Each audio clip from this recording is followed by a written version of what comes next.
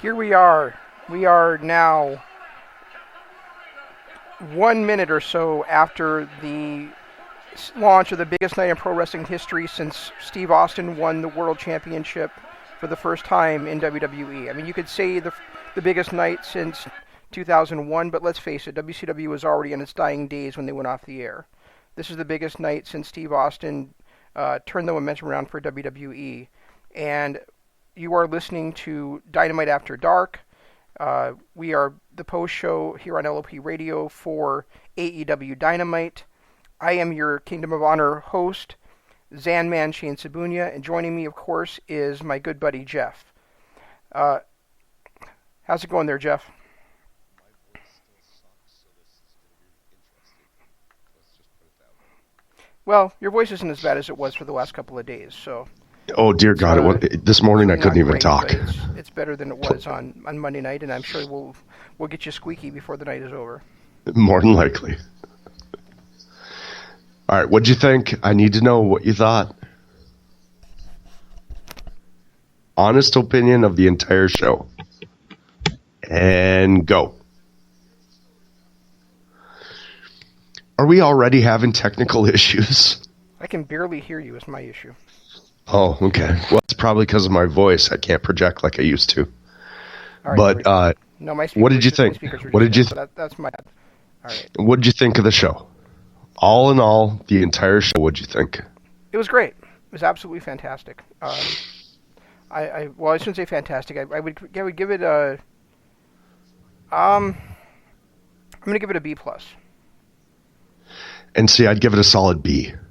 Okay. I think where they were strong, they were really strong, but their missteps really hurt. I thought the first hour and a half was amazing. Then it kind of turned, and it became a little too overbooked, a little too WWE-ish. And keep in mind, now I'm one of those rare people that has been watching both shows. So I watched Dynamite live on my big screen, and then on my phone I had NXT going. So I was kind of comparing the two, and I have to say AEW, hands down, the better show. Hands down. There was so much excitement. I'll make that judgment when I watch NXT, because I'm not doing that. I'm focusing my energy on the show that we're covering, which is AEW. Well, I got to focus my energy on everything. Plus, I had my energy to focus it on everything, motherfucker. Plus, I had my kid this week, so it was a little rougher than I thought it'd be. But regardless, I thought the energy, I thought the pacing, I thought the match quality in every single match, I thought everything AEW did tonight was a home run until that last match. Well, let's talk about the last match then. We're going to start with that because for me, I'm watching it and I'm like, this referee is a complete idiot. He's letting this match be 2 against 3 because somebody else interfered and attacked Kenny Omega. So I mean, maybe that's going to be their policy going forward. Is if some outside guy interferes, then the match that isn't a disqualification for for the other side. But it just seems like a no-brainer to me. It's always been the rule in the history of professional wrestling. Especially the considering continue with Kenny Omega out of it because he's been assaulted by Jon Moxley. And the worst part is Kenny Omega was the legal man at the time. Right. So it's not like it was just Moxley attacking somebody that was on the apron. This was the legal man, and now the legal man's gone, and they just let it continue going.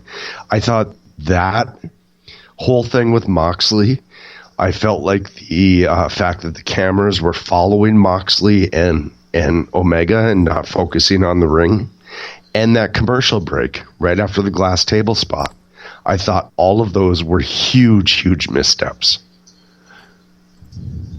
Well, the commercial break after the table spot, I guess it didn't really affect me that much because they'd already cut away from the match anyway. Right, I guess. Waited for the match for what they felt was more important, which was the Moxley and Omega stuff. So So yeah, I mean, I noticed that as well, but at the same time, it was like, well, you've already cut away from the match, so what difference does it really make at this point? And that makes sense. That really does. The ending of it, the ending of the actual show, though, I thought was actually kind of brilliant. Was phenomenal. What's that? Was phenomenal.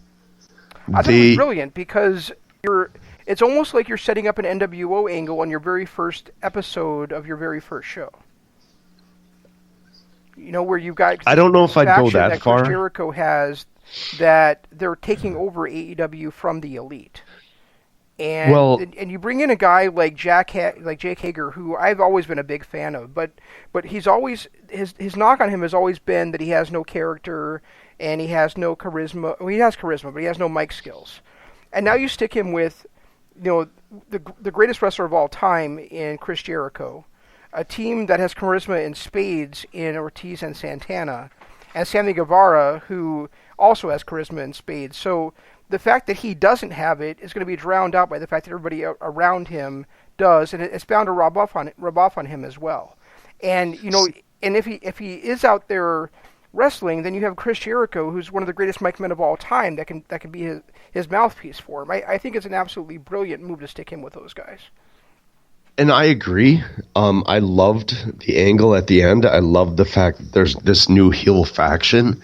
I love the fact that probably my favorite wrestler in wrestling right now, outside of Marty Scurll, of course, is getting some rub in the main event by being a part of this stable, and that's Sammy Guevara. But I never got the NWO feel from it because it wasn't a bunch of outsiders. Had it been a bunch of ex-WWE guys, Jericho and Hager and, whoever else they could have pilfered, Moxley, then I would have been like, okay, yeah, now I get the NWO feel. But I didn't get that. I did get NWO feel in the sense that I think that they're trying to start a war where, the Elite is not going to be in charge, where they want to be in charge of it. And then you've got, and you do have outsiders that are coming in. I mean, you have Santana and Ortiz who crashed the last pay-per-view. You have Swagger or Hager crashing this show. You have Jericho blowing his nose on the AEW flag and slamming it to the ground. So I mean, if they're not declaring some kind of a faction war, what are they declaring? Oh, they're declaring a faction war. I do agree with that. And the one guy you forgot to mention there was the best in the world, Sammy Guevara. Well, because he's not an outsider.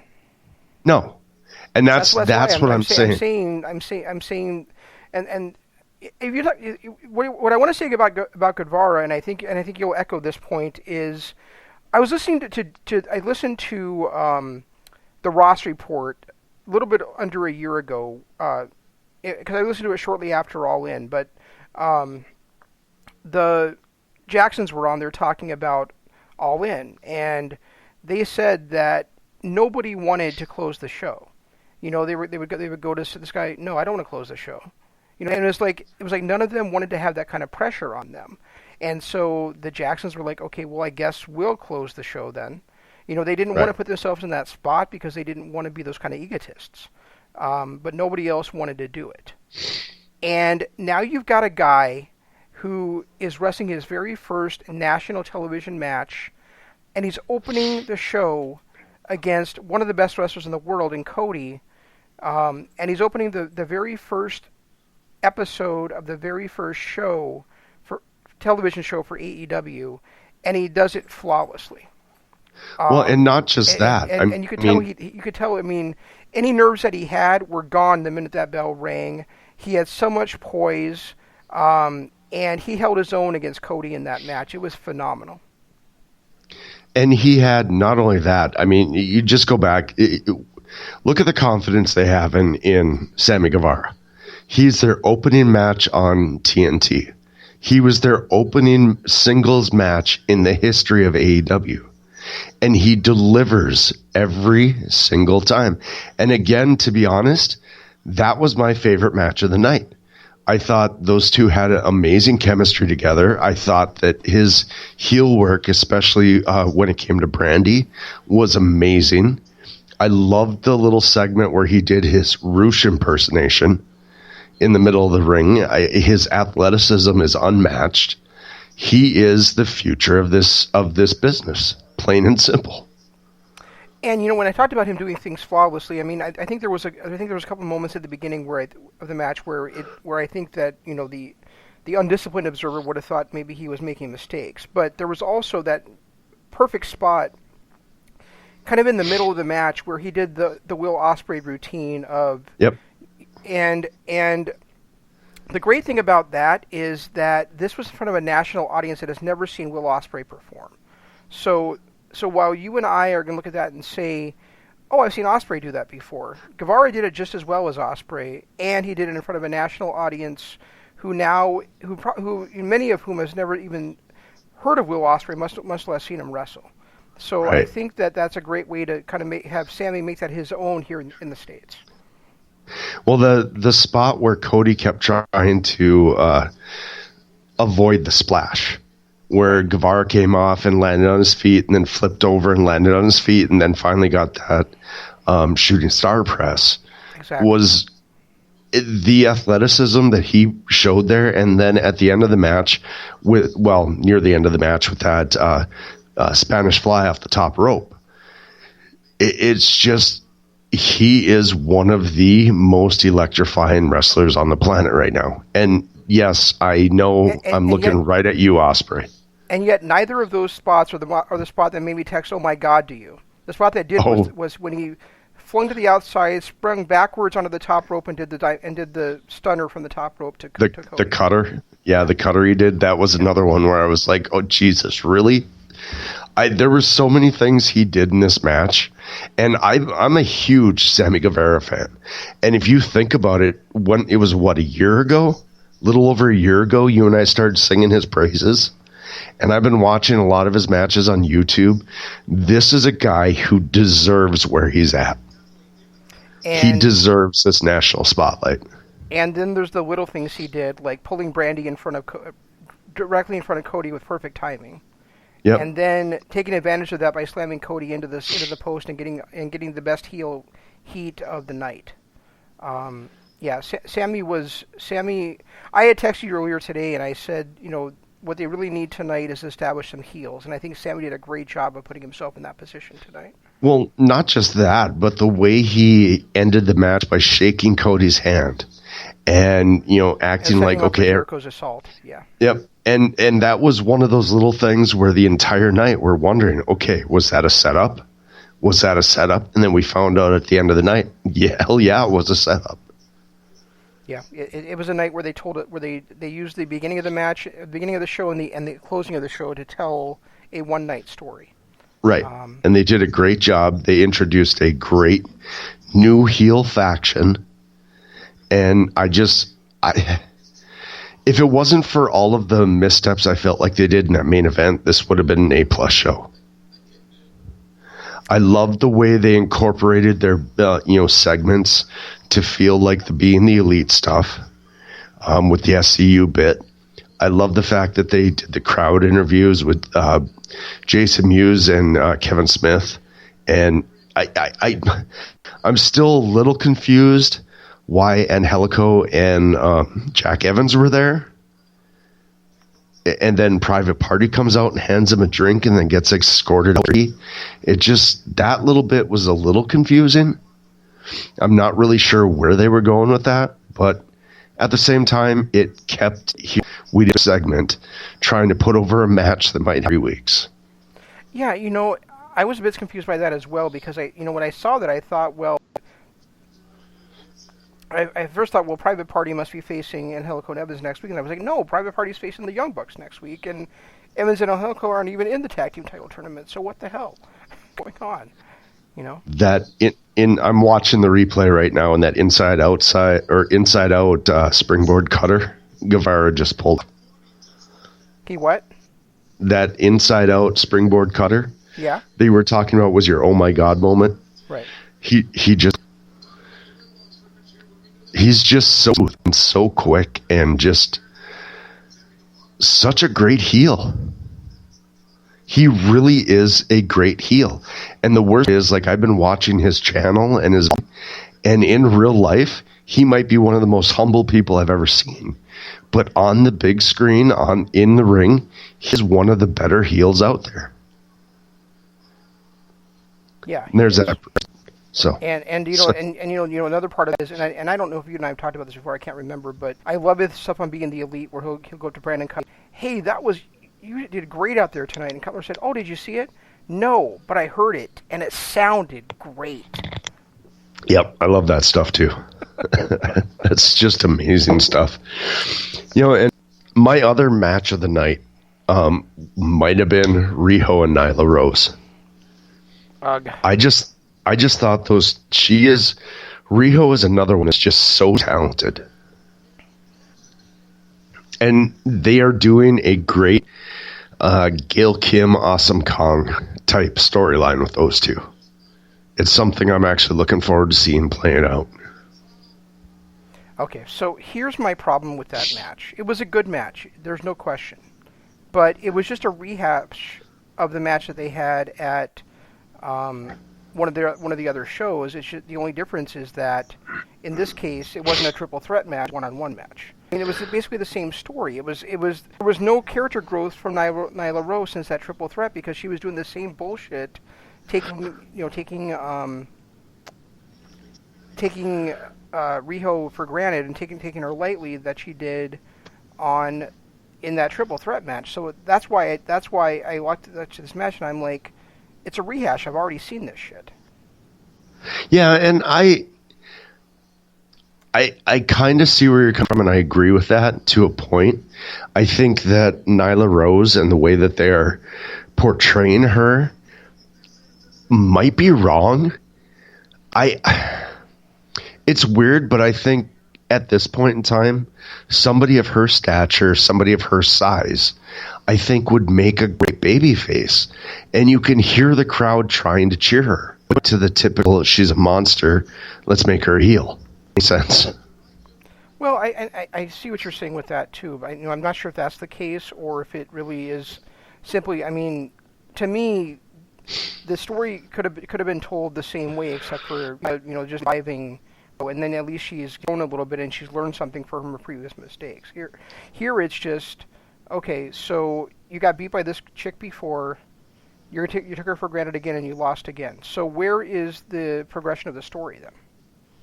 Well, there was no progression of that story, but I think they finally made it to TV. And there's some real shit happening with the title win and all that stuff. I think now they can build going forward. Not everybody, you got to realize not everybody has seen the 4 specials and pay-per-views they did like we have. So okay, so now we're going back to the thing that I hate in pro wrestling, which is pressing the reset button. And it was a reset even down to the very end of the thing where she attacked her after the match. She was attacking after the match was over, just like she did at I can't remember if it was Fighter Fest. And it bugs the hell out of me. It really does. Well, come on, we got to see Michael Nakazawa get powerbombed in kind of a sloppy spot, but at the same time, oh my God. Such a great ending to this match. We didn't even talk about it. The fact that Sammy went up for that shooting star press and got the double knees, and then Cody kept them both looking strong by not getting his finisher. Instead, he just does the small package for the win. Dude, such a great finish. It is, but motherfucker, you're the one that interrupted us discussing it to talk about this match. Yeah, I know. I'm sorry. Hey, everyone listening knows how this show goes. That's just what we do. We are all over the map, kids. And if you're tuning in for the first time, enjoy. This is the way it is. We are not professionals. The other thing about the women's match is that, they welcomed Britt Baker to the booth for no reason. She said basically fucking nothing. She added nothing to anything. And she didn't even... And so to me, it's just another example of the nepotism with her is that she has, she's I'm not saying she's never going to be anything, and she doesn't have any talent, but she doesn't have the kind of talent that they keep trying they keep trying to force her on us with. And she's out there saying basically nothing during the match. She's out there just to get exposure for no reason. And I mean, at least they could have had Bea Priestley come out there and attack her or confront her or something. But no, she was out there for no reason. She added nothing to anything, and she should just not have been there at all. The funniest part is, I actually forgot she was even there until she said something at the end of the match. Did she even talk during the match? Tony kept trying to get her engaged, and then she wouldn't respond to it. It was crazy. Oh, it's like I don't remember hearing her voice the entire, which I thought was kind of funny, to be honest with you. Yeah, so dumb. So let's talk a little bit about the about what happened after the opening match, because we mentioned it briefly, but what happened was Guevara, Tony Schiavone came in to interview Cody, and Guevara spun Cody around, and then he went to shake his hand. Jericho attacks from behind, and they go to commercial, but they don't really go to commercial. So what happened was they split out into a split screen, into a picture-in-picture, so we could see Jericho kind of mugging to the camera. He was taking pictures of himself. He was yelling at the crowd. He was yelling at Brandy. I think he tried to stomp on her hand a couple of times. And then they come back in, and he's attacking Cody again. And that was just brilliant. I tweeted, I texted back to you, and I texted to my wife, and I said, this is the way that you fucking go to commercial during a wrestling show. Right, exactly. And they did it a couple more times during the night. I think they did it once in the Hangman. Yeah, they did it once in the Hangman Pac match, and they did it once in the women's title match. So I mean, they really timed everything brilliantly with that. The one thing that they didn't necessarily time perfectly was the beginning of the Pac Hangman match. I think that's what you were talking about when you sent me a text. Right. And to me, I didn't have a problem with it because I do like that they're treating this like live sport, and you never know necessarily in live sport when something's going to kind of go off script, because there isn't a script in that case. So the fact that they kind of missed them jawing with each other and Pac jump starting the match didn't bother me the way it did you. And the reason it bothered me is because, like we've said, we're looking at this as live sports.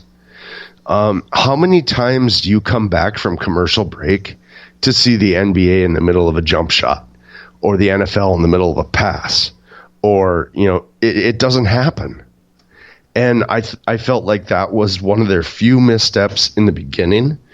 But that match itself, the fact that they stuck to it with the split screen when they did the commercial break and everything, I thought was great.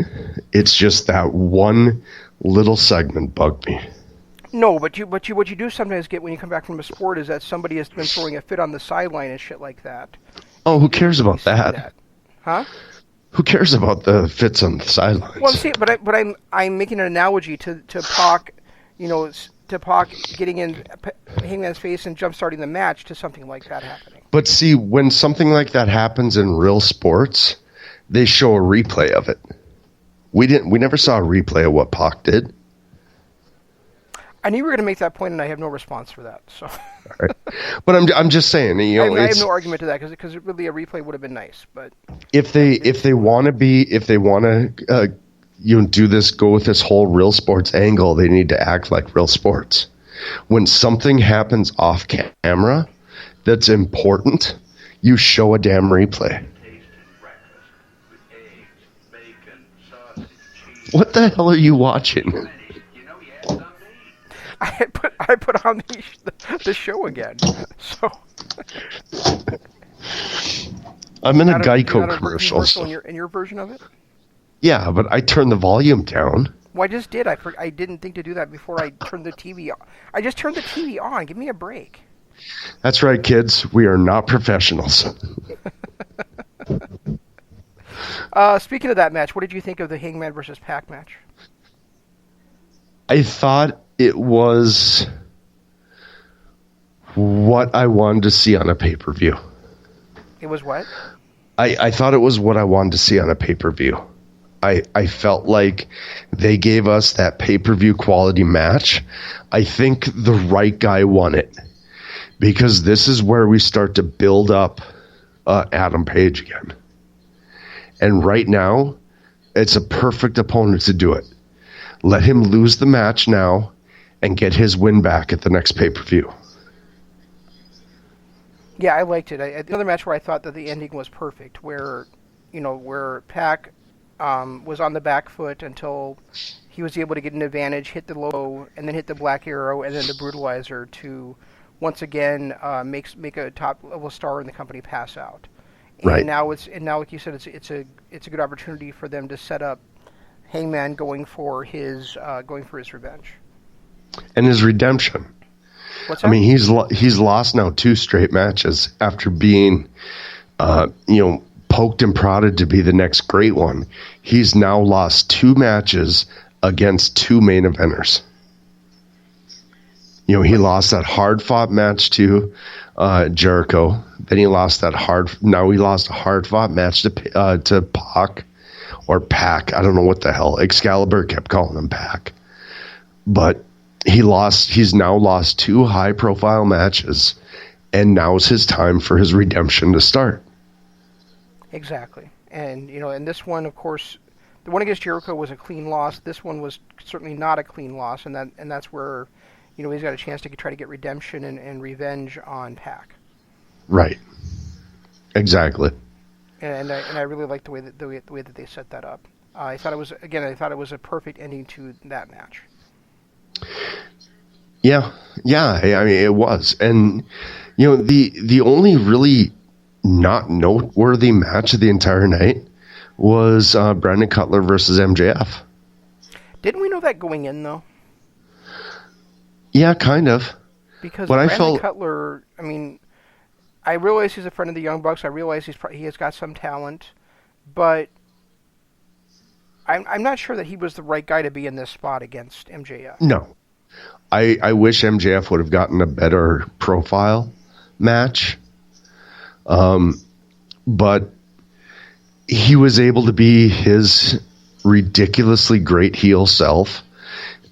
He was able to pretty much have a squash match and get himself elevated, and his new finisher too with what does he call it? I texted you what it was called. Salt of the Earth. Salt of the Earth. Yeah, it was a Fujiwara armbar, right? Yeah. So I mean, they did a good job of making MJF look great, but unfortunately they kind of buried Brandon Cutler in the process. And I'm not expecting. Music buried Brandon Cutler. I'm not.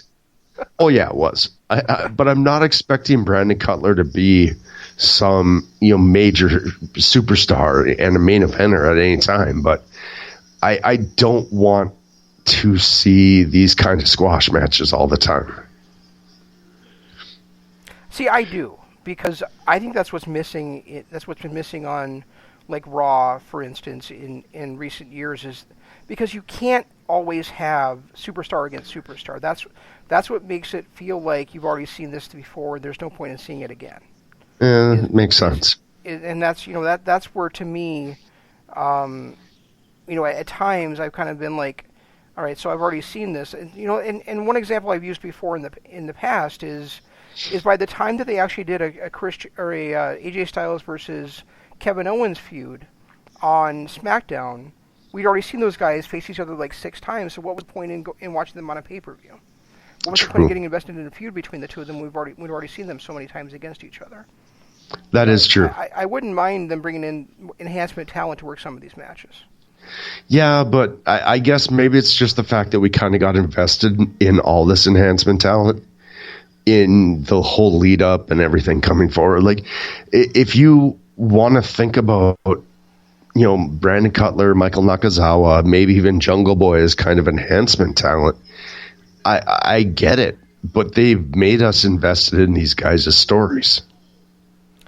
I don't see Jungle Boy as enhancement talent. I see Jungle Boy as a future star. Future stars of the wrestling world. I see him as a future star, but I see he's got to start somewhere. Dude's only been in wrestling for a year, And at some point, I think they will bring that storyline in. Yeah, I mean, at some point they have to, right? Well, yeah.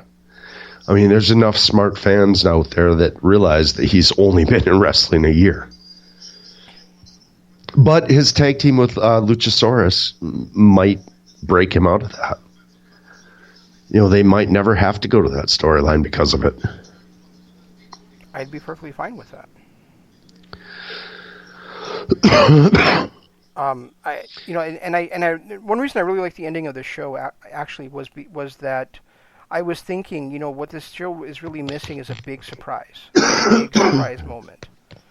And while I know there's people out there that are going to say, like, okay, so really Jack Swagger's your big surprise moment, but if you think about it, who is a bigger free agent pro wrestler that was out there than him? You know, that's still a relevant professional wrestler. Who else is out there that could have been a surprise? Really nobody. You're right about that. I mean, there's really nobody. Eli Drake ended up with NWA. So, you know, it's not like, or in James Storm too, those could have been two people that, even though like James Storm is a little past his prime, could have made sense as that big surprise. But they're both signed to NWA. John Morrison just signed with WWE. And part of me wonders, was John Morrison like pegged to be that Jack Swagger spot? He could have been. You know, or Morrison or Impact or Hennigan. I'm just going to call him Hennigan from now on because that's his real name. So. And well, he doesn't even know what his real name is. Remember Austin Aries singing that? Fair enough. Fair enough. But and you know, I mean, there's also possible that they were in the, although that's not what's been reported, is that they were in the mix to sign Matt Taven, but he also wouldn't have been somebody that really would have popped the mainstream audience. You know. Right. Where Jack Swagger has that WWE name, so, or Jake Hagar. And Bellator. You know, he's also undefeated in Bellator. So. Well, and he also has the NWA name. He has the MLW name, so people know who he is. It's not just. And to this point, he's the last ever Lucha Underground champion too. Yeah, true.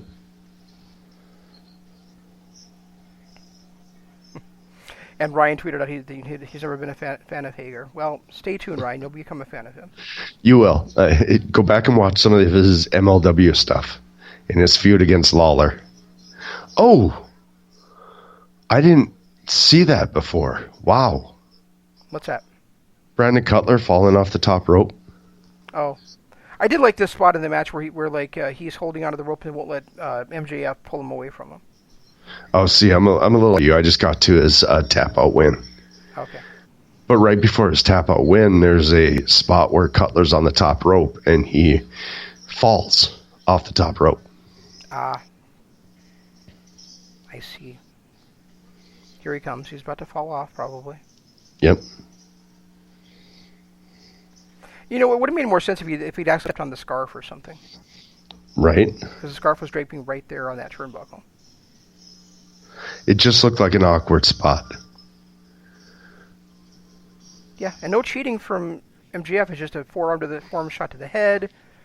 Fujiwara armbar, salt of the earth, picks up the victory. Right. You know, and one thing that I do like, MJF's music in MLW is probably one of my favorite themes out there. One of them, of course. You know, there's also others, but the fact that they were able to get that theme in AEW, me happy. I'm guessing it's something he owns the rights to. Possibly. You know, you never know with these independent companies who owns the rights to what. Yeah, it's true that Court Bauer and AEW have a good relationship as well. So. Well, yeah, and they prove it over and over again. Yeah, I mean, they both hire Tony Schiavone, they both hire Lucha Brothers, they both hire MJF. So, I mean, they definitely, and they both work with AAA, you know. Right. So and definitely. Speaking of Tony Schiavone, I felt like his role and Excalibur's role were perfect. I'm not a fan of JR being the lead announcer. No, I'm not either. And, you know, this is something where I do think he's better at this than he was at NJPW. I'll give him that. Oh, he's much better. He's much, much better. Because I think he actually gives a shit here. And he does sound like he does. But I do think this is a spot where he's better off as a consultant and an idea man for them than he is as an announcer. And I'm hoping that within a year or two he kind of fades into the background and lets somebody else take over for him. Honestly, I really wish Alex Marvez was in that spot. I like Alex Marvez. After his Double or Nothing performance, I really started to enjoy listening to him. I thought by the time we got to All In or All Out, he was on top of his game, and I was actually looking forward to seeing him being the lead announcer. Okay, well that makes one of us. But I'm also really prefer a two-man booth. So I mean, I'd be perfectly happy if it was Tony Schiavone and Excalibur. Yeah, me too. I agree with that. Or if if they want to showcase both Tony and Jim Ross, maybe do that split booth like WCW used to do, where the first hour is Tony and Excalibur and the second hour is Jim Ross and somebody else. Or they could just have it be Britt Baker and Excalibur, and then Excalibur could talk all the time, just like Joey Styles used to in ECW, and I'd be fine with that too. Yeah, that's true. That would be good. Oh, what's that, Britt? Oh, you're gonna sit there with a dumb look on your face? Okay, big shock. Wow, that was just a bad. What was her point? Why was she out there? I don't know, but it was horrible. See what we've only got about 40 minutes here, and I'm not sure what else we have to talk about in this show. We really don't have much. And that's what I was saying. When you told me we were going to go an hour and a half, I'm like, no, dude, there's no way. There is no way that we're going to talk about a 2-hour show for an hour and a half. We've talked about a 3-hour show for 2.5 hours before. Yeah, but that was a pay-per-view. Yeah, that's true. This is a live reaction that people just watched. So they're kind of, you're getting an instant reaction to what we just saw on the TV, and we've hit all the high spots. Unfortunately, you're not going to have 2 hours of high spots. You're not. But I felt like AEW really went above and beyond on this one and put out a great product. One that I'm looking forward to seeing. What they're showing right now on the replay is something we have not touched on, which is that the fact that they had couple of I probably C-level, but at least mainstream stars on this show in the front row here in Jason Mewes and Kevin Smith. I actually noticed Mewes in the very first opening of the show, but then they showed him later on with Smith. Later on, I was like, and it kind of was like, oh, that's who that was, because I know I recognized the guy, but of course he's looked so much different than his days of as being silent, as being Jay in the original movies, that I just kind of was a bit surprised by him. Well, a lot of that's because he's sober now. He was not sober back then. And he looks healthy. He looks like he's gained some weight. And Kevin Smith on the opposite. And Kevin Smith is a elite level star. He might not be on screen, but the movies he's produced over the years are some of the best movies ever made. So he is one of those elite level stars. I was kind of hoping they were in the Jay and Silent Bob characters, which they weren't. But it was still a fun segment for them to show and to get, two of the C-level tag teams really involved into the show. Two that weren't going to be anywhere near the action. And the same thing with SCU and Lucha Brothers, right after this. It was a great way to get these 4 tag teams some spotlight, even though they're not on the show. Yeah, and I love the fact that they tied in the Jay and Silent Bob Strike Back by Jack Evans saying, "Morris Day and the Times suck, man." I didn't catch that either until you said it, because I really was, when I was watching, that was about the time when I'm trying to get my son to bed, so I didn't really catch what he had said, and when you said that, I just burst out laughing. That was a funny bit. Yeah, it was. So Next week's show, I think there's going to be 3 tag team matches, right? So it's going to be the Young Bucks taking on Private Party in the opening match. It'll be. Oh, let's see. Let me look at the brackets here again. One moment here. I didn't pause it in just enough time. I paused it when the Secret Service agents that are also known as. All right. So Best Friends versus SCU, and we did find out tonight it's going to be the Addiction in SCU, not Scorpio Sky being part of it, and then the Lucha Brothers against Jurassic Express, which should be fun. Yeah, but we kind of knew it was going to be the Addiction from the start. How did we know that? All the promotional stuff only showed. I guess I haven't been paying that close of attention to it. Well, just the brackets you just showed. You just looked at. It's I CD see that and now, but I didn't see and that Frankie. before. Scorpio Sky's nowhere near that picture. So it was one of those. They're all bald. How can you tell? How can you tell it's not him in one of those pictures? Really? There's a little cultural thing that tips me off.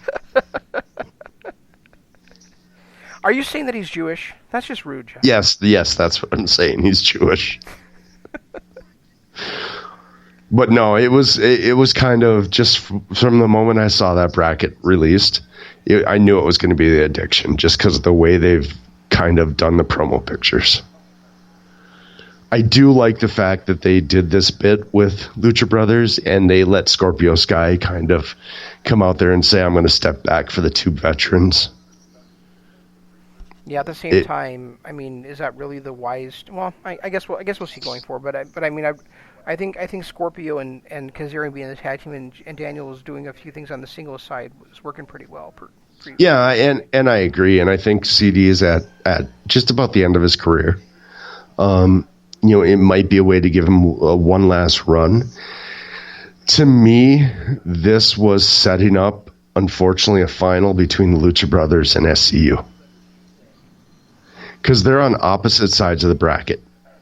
If they were on the same side of the bracket, this would have made a little more sense. But being on the opposite side of the bracket, we need a payoff to this little brawl.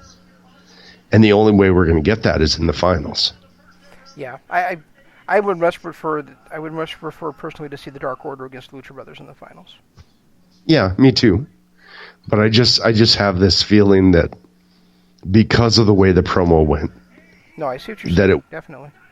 That it's going to end up being those 2 in the finals. And I do completely disagree, as you know, from a couple of weeks ago on Kingdom of Honor. But I do completely disagree with the fact that Lucha Brothers are the best tag team in the world. Yeah, I'm there with you too. Well, they're not the best tag team in the world. They're the best tag team in the universe. Yeah, that's always stupid when somebody says that. So, Phoenix is wrong about that. They're not the best tag team in the world. They're not the best tag team in the United States. They're not the best tag team in the universe. They're not the best tag team on the North American continent. None of that stuff. Oh, okay. I'm a little clear.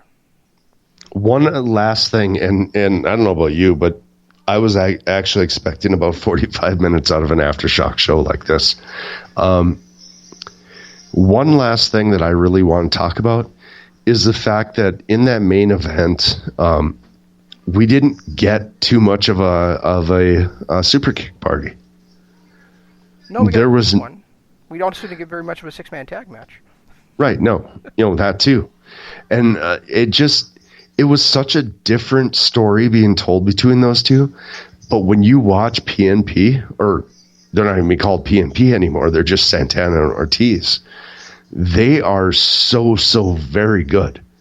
And I love the fact that Ortiz braided that damn afro. Yeah. Because I that was the one thing that I was always like cringeworthy was the fact that that huge ass afro. The fact that he's braided that down makes me a little happy. Yeah, I was originally a little bit disappointed that they did end up being the mystery partners, which you were adamant they were going to be, and I just said and I was saying I wasn't arguing with that. I was just saying, well, we don't know that for sure. But now that I see that they're doing the faction with Guevara and Hager, then I totally understand why they chose to go that route. Well, and because we got the surprise at the end that we weren't getting by them announcing who the mystery partners were. did you see the show last night, the Countdown show? I kind of listened to it during the day today, but I totally forgot it was on last night. Okay, they set it up perfectly why they were tag team, why they ended up being partners with Jericho last night. I know, Jericho, because he thanked him. Yeah, I get it. Yeah. Well, they came back and they, congratulated him and thanked him and all that stuff. So it just kind of set it up perfectly that way. Yeah, I saw that. What I'm saying, though, is that I was looking forward to there being an actual mystery and us not knowing until the show, until they actually came out and us getting a big surprise. But like I said, we got a surprise by the faction forming instead. I knew there wasn't going to be a huge surprise. There was, though. Jack Hager showed up. Well, yeah, but actually I knew Jack Hager was going to be here. How? They've been announcing his signing with AEW for like a week on pretty much every site. Oh, so because you go to rumor and innuendo sites, then you knew this. It wasn't as shocking as it could have been had I not checked out those stupid sites. Oh, and this bit right here where JR is apologizing for listening in was really annoying. Was it? I thought it was, yeah. Okay. Jericho likes his apologies. He doesn't want his apologies. He wants his thank yous. I think that was the thing that upset me. Gotcha. Well, not really upset me. It's not like I really had. Anyway, what do you got? You got anything else on this? I don't think so. I think we both really enjoyed the show. We basically had the same issue with with what happened in the main event. Is that just simply that and our buddy James texted me. He said they advertise this as a 6-man tag. Why didn't they just deliver the 6-man tag? And I said there's such a thing as unpredictability. So I'm fine with it not being a 6-man tag at the end. It was just the whole fact that the referee watched a guy attack a guy in the middle of the ring and didn't call for disqualification that really kind of took me out of it for a little bit there. Yeah, I agree. And we've got the first ever women's champion in Riho. We've got more drama built towards Cody versus Jericho at Full Gear. We have Pac and Hangman who. On one hand, there was a decisive victory. On the other hand, there's definitely room for a rematch down the road. Guevara had a great showing in the opening match, and MJF continued his heel character and got that cheap victory without actually cheating. So walking that fine line, and then we get more of the Moxley versus Omega feud heading in again to Full Gear, and continuing from that awesome Omega promo he cut on Moxley after Moxley had to back out of their match at All Out. So, I think I see really no negatives coming out of this show at all. Like I said, my only complaint was a couple missteps in the main event. Outside of that, this show had energy in a way that I haven't felt since 1998. And you know what? I'm gonna take back what I said about this being a B+ show. I'm gonna give it an A because, to me, looking back on it, thinking about what's set up for the future, what they did tonight, I had said before that I thought NXT hit a double when they should have hit a home run 2 weeks ago. Tonight, I feel like AEW really hit a home run, so I'm gonna change my grade to an A after thinking it through and talking it through with you. And I'm gonna say more they hit an inside the park home run. One of the most exciting plays in baseball, motherfucker. A-. I'm giving it an A-. Okay. And the reason why is simply because of the bad booking at the end of the night in that main event. If they had been a little more solid with that, like let's just say that instead of Moxley came in and took out Omega, fine. Okay, we come back from commercial and maybe Cody Rhodes comes in and takes out Jericho. They can still do the beatdown. They can still get Swagger involved and Guevara involved and make up the faction. But then we get a tag team match between the Bucks and PMP. I think that would have done more for the grade of this show than the way they did it.